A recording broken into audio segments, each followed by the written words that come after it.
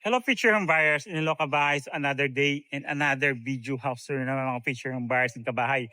Andito po ako ngayon sa Tansa Cavite para ipakita sa inyo itong duplex units unit na complete turnover na may lot area na 80 square meter and the house area or floor area is 55 square meter. May 3 bedrooms, 2 toilet and bath, 2 car garage, provision for landscape garden at merong 432,000 na discount and 43,000 lang ang down payment. Turnover na this 2026. Papakita ko sa inyo mga future buyers ng kabahay.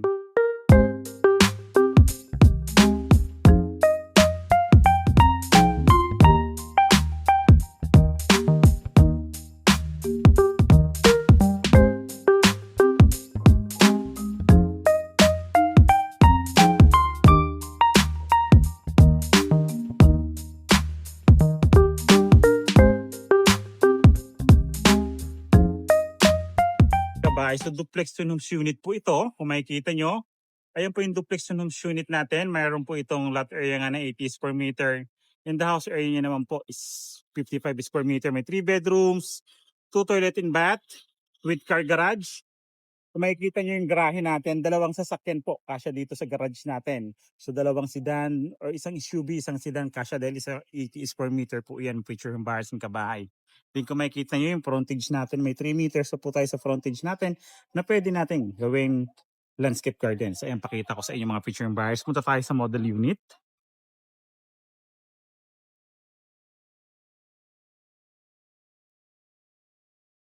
Yan, tumakbo tayo kasi may sasakyan, future home buyers ng kabahay. Ang model unit po kasi natin dito ay dito sa kabila. So, kaya ipapakita ko po sa inyo yung model unit natin. So ito po yung model unit, isang dress up and isang actual turnover. For actual turnover natin, ito sinasabi ko, may 3 meters po tayong frontage dito na pwede nating maging landscape garden. And dito naman sa side, kung makikita nyo, 3 meters din po yung lapad nito. Kung makikita nyo po yan. Din yung haba na yan is dalawang car garage po. Yung kasya dito sa garahe natin para sa atin sa duplex unit. Yan po. Diba? Punta tayo sa service area.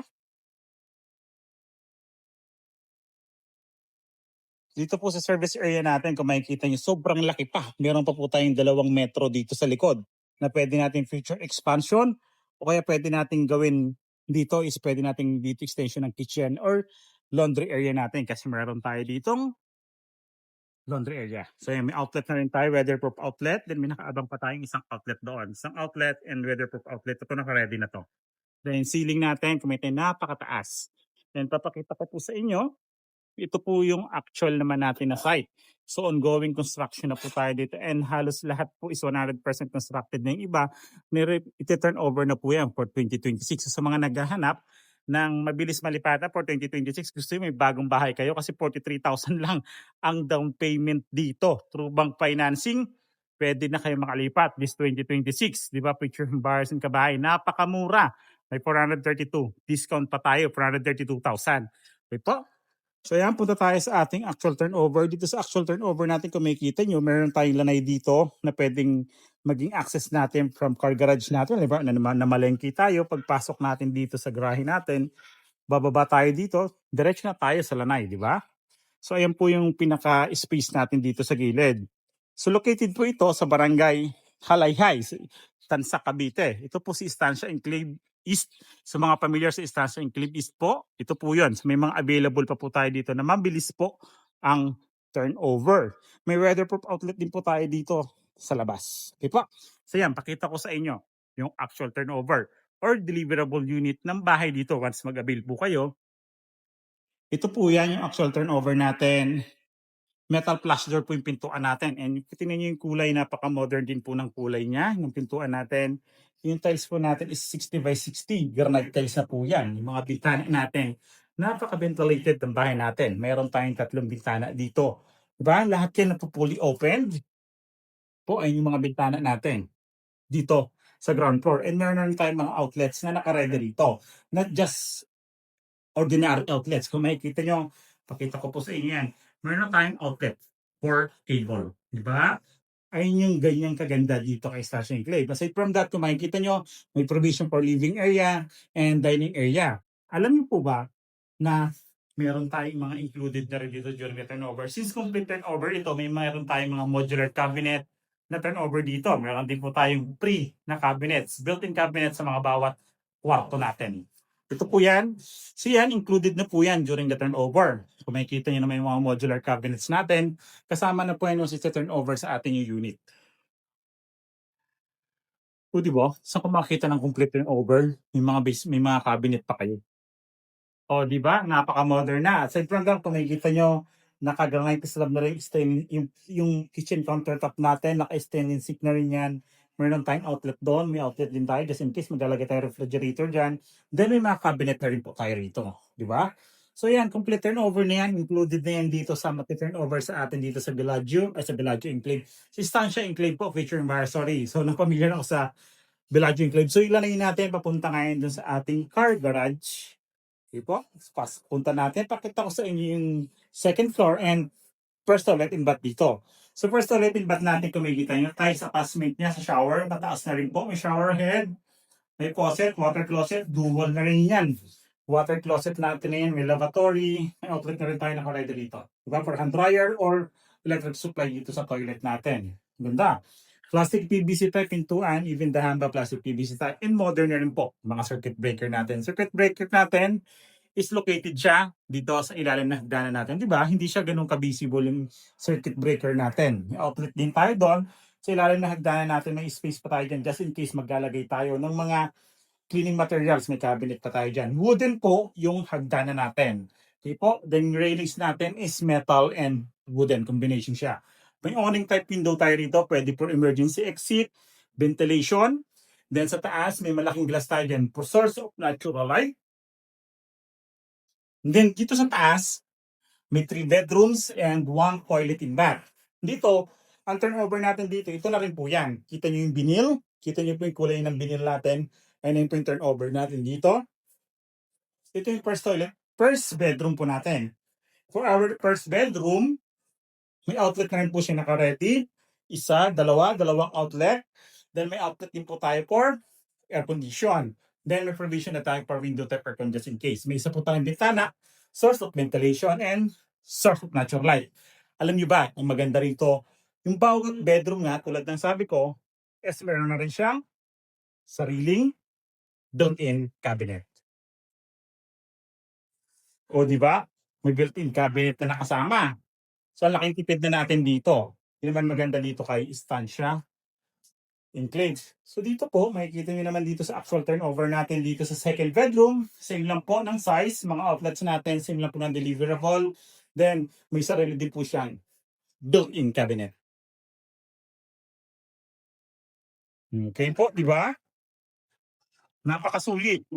Lahat ng bedrooms natin is mayroong built-in cabinets, di ba? May mga outlets type for air condition. May provision din siya for window type aircon. This is our master's bedroom. For our master's bedroom, kung makikita nyo po, yung space natin, ceiling, may provision for window type aircon outlet. Dito, mas maraming bintana. Di ba? Kasi ito si master's bedroom. Mas malaki itong bedroom natin na to. Then, may sarili rin siyang built-in cabinet. Mas malaki po yung built-in cabinet na dito. Ha? Di ba? Ang kagandahan pa niyan, si master's bedroom, may access siya o may sarili siyang pintuan for our toilet and bath dito sa ground floor. Sliding po yan. Di ba? O, naka-sliding na yan. Then, may isa pa po kasing pinto papunta doon sa hallway natin. Kung makikita nyo po, water closet, lavatory, may outlet din po. Mas malaki din po yung toilet natin dito kasi magkabukod yun sa may toilet area and the shower area. May source of ventilation din po tayo dyan. Di po? O, di ba? Ngayon, papakita ko sa inyo yung dress-up unit. Kung paano ba ito nalagyan ng mga furnitures and appliances. Mas lalo po kayo may in love with your embarrassed kabahay. Tara, tingnan natin. Sa dress-up unit, pakita ko po sa inyo. Dito, air condition dito. Mas malamig dito. Pag nag-house tripping po, maganda rito kasi malamig yung ating dress-up unit. For our dress-up unit, ayan, pakita ko.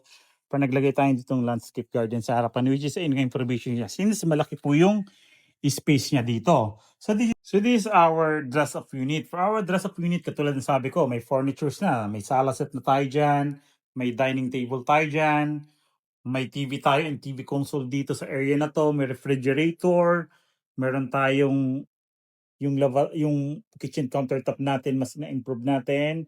may mga curtains tayo nilagay, di ba mas maganda, mas ma-appreciate natin yung pinaka-dress up unit natin dito.